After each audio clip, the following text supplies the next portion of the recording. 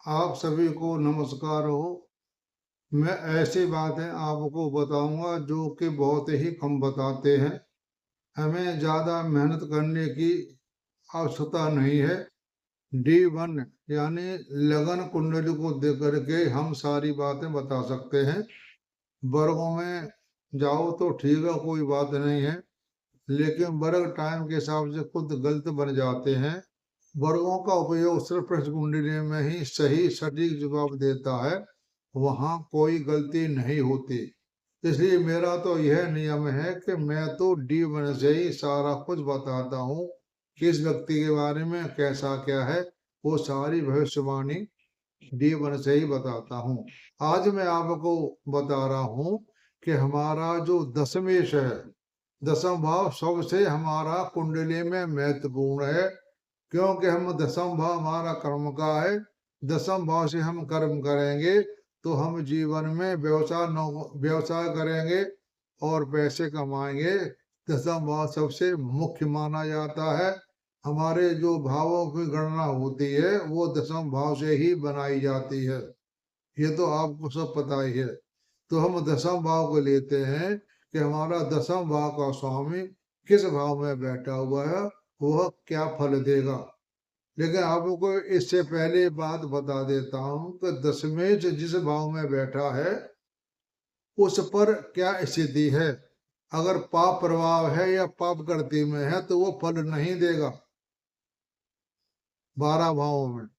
और ये आपको बता देता हूँ, ये आप जो दशमेश का है, कहाँ बैठा है, ये आप उन्हें कुंडलियों पे लगाएंगे जो अपना व्यवसाय करता है। यानी सप्तम से 12 भाव तक 6 ग्रह बैठे हैं, +2, 4+2 पूर्वांश या 10 से 3 तक, जिनके कुंडली में व्यवसाय का नियम लागू हो रहा है, उसी के लिए हम दशमेश देखेंगे कि वह कहाँ बैठा है, उसकी स्थिति क्या है, वो हम फल बताएंगे। यह दशमेश आपकी, इनके अलावा कहीं आप लगाएंगे तो आपका वो काम नहीं करेगा, क्यों? हमारा कर्म भाव मजबूत होना चाहिए। हमारा कर्म भाव मजबूत है तो हमें कहीं दिक्कत नहीं आएगी। तो मैं बताता हूं अब कि अगर दशमेश हमारे लगन भाव में बैठा हुआ है तो ऐसा ज्यादा उन्नति करते हैं और अपना स्वतंत्र व्यवसाय करते हैं। ऐसे व्यक्ति कोई अपना पार्टनर नहीं रखते, खुद ही काम करते हैं और स्वतंत्र काम करते हैं, अपनी मर्जी से जो करना चाहे वही करेंगे। तो ये भाव होता है लगन में बैठने का। लेकिन हमें दशमेश की स्थिति देखना बहुत जरूरी है। अच्छी है तो अच्छा बताएंगे और बुरा है तो वो फल नहीं देगा। उसी प्रकार से हम दूसरे भाव में अगर दशमेश बैठा हुआ है तो उसकी स्थिति देखेंगे कि उसकी स्थिति क्या है। इसके बाद में आपको कुंडली लगा करके दिखाऊंगा, देखो उसमें दशमेश यहाँ बैठा हुआ है तो उसको हानि हुई है या फायदा हुई है। जिसके दूसरे भाव में दशमेश बैठा होता है वह बहुत भाग्यशाली माना जाता है। लेकिन अगर दशमेश पाप कर्तरी में या पाप ग्रह दृष्टि से आया तो वह सारा पैसा अपना ऐसे ही उसका बर्बाद हो जाता है, उसके पल्ले कुछ नहीं पड़ता। तीसरे भाव में अगर दशमेश बैठा हुआ है और वह पाप कर्तरी में या पाप प्रभाव से है तो फल अच्छा नहीं करेगा। लेकिन आपको ये बात बता देता हूँ, सबसे अच्छा नियम, अगर दशमेश अपनी राशि में बैठा है और अपने भाव को देख रहा है तो ये बहुत अच्छा योग है। इसकी मैं कुंडली आपको प्रैक्टिकल करके दिखाऊंगा, जिसमें दशमेश तीसरे भाव में बैठा हुआ, साथ में राहु बैठा है, मंगल अपनी राशि मेष में बैठा हुआ है, दसवें भाव में वृश्चिक कुंडल वृश्चिक लगन है, वृश्चिक राशि है। यानी दशमेश अपने भाव में बैठ करके दसम भाव को देख रहा है, लेकिन साथ में राहु बैठा है, ये कभी कभार थोड़ी गड़बड़ कर देता है। तो ऐसे तीसरे भाव में दसवें बैठा है तो वह अपने मित्रों दोस्तों या भाइयों के सहायता से सफलता प्राप्त करता है। और चौथे भाव में और दसवें बैठा हुआ है तो ये अपने परिवार की सहायता से अपने जिंदगी में बिजनेस को चलाता है। चौथा भाव और दसम भाव का एकदम गहरा संबंध है, जैसे धूप और छाया। जहां धूप होगी वहां छाया होगी, या छाया होगी वहां धूप होगी, कि क्योंकि ये दोनों ग्रह आमने सामने हैं। दसम भाव चतुर्थ भाव का बहुत गहरा संबंध है। चौथे भाव में कोई शुभ ग्रह बैठा हुआ है और वह बिजनेस का काम कर रहा है, उसका बिजनेस में तो बहुत अच्छा चलेगा, इसमें कोई कहने वाली बात ही नहीं है। तो ये आपने मैं चौथे भाव का बता दिया। और अगर पंचम भाव में कोई पंचम में बैठा हुआ है तो वो समझो कि वो उस व्यक्ति को ज्यादा इच्छा नहीं होती, वो अपने हिसाब से आराम से काम करेगा, आराम की जिंदगी काटेगा और काम करेगा। लेकिन हमको दसवें इसकी स्थिति पता होना चाहिए अच्छी है या बुरी है। उसी तरह से अगर छठे भाव में दसवें बैठा हुआ है तो वह जेल का कर्मचारी होगा। अगर शनि बैठ जाए तो उच्च पद पर होगा। छठा भाव है होता है। और हमको एक बात और देख लेना चाहिए, कोई भी भाव हो उसके जो सामने भाव पड़ता है उन दोनों की तुलना करनी चाहिए। 6, 7, 8, 9, 10, 11, 12 छठे भाव के सामने 12 भाव पड़ता है। हमने किसी भी भाव की बारे में पता करना है तो अगले भाव का पता करना चाहिए, दोनों का संबंध कैसा क्या है, तभी आपको सही फलादेश मिलेगा। सप्तम भाव में दसवें से बैठा हुआ है तो हमें अपने पार्टनरशिप के साथ काम करेंगे अच्छा चलेगा, या पत्नी के साथ मिलकर काम करेंगे तो अच्छा चलेगा। तो ये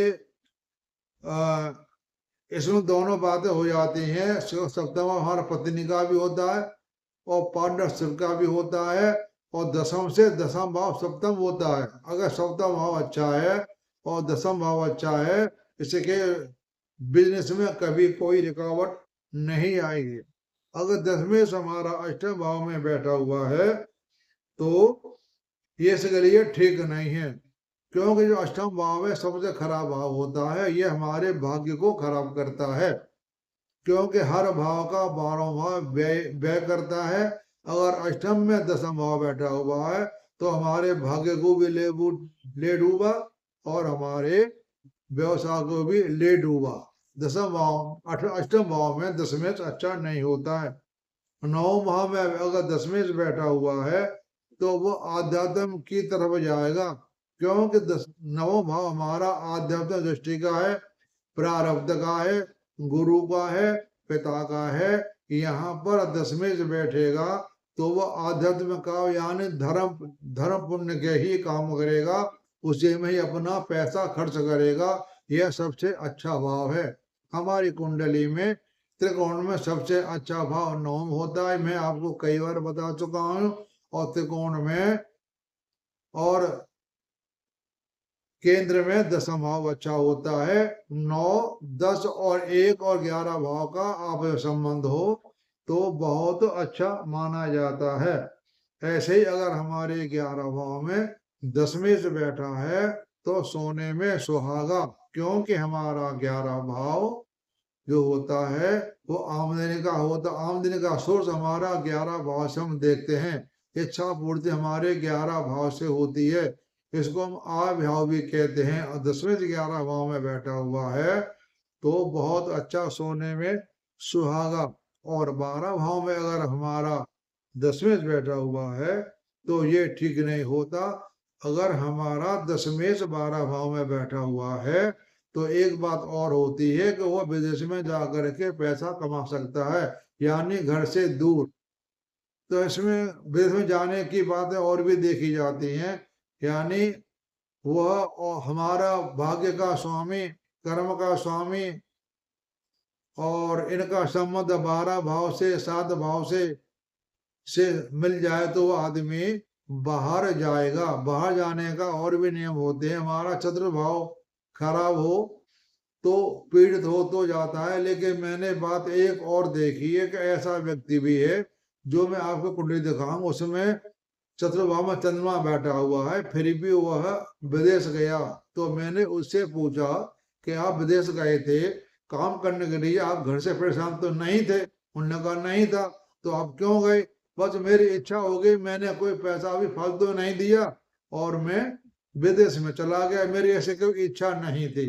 मतलब उसका चौथा घर वो अपना घर होता है, चौथा अपना सुख होता है, उसे कोई परेशानी नहीं थी, लेकिन वो शौक ही शौक में बाहर चला गया और आज की डेट में वो बाहर है। उसकी कुंडली का मैं विशेष करूंगा व्यवसाय के बारे में क्या है।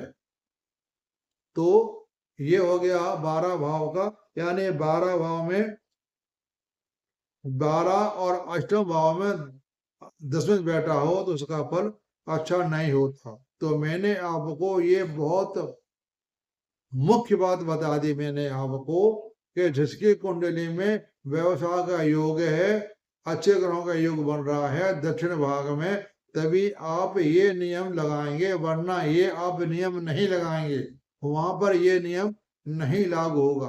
तो आप सबका सुनने का धन्यवाद और आप सबको नमस्कार।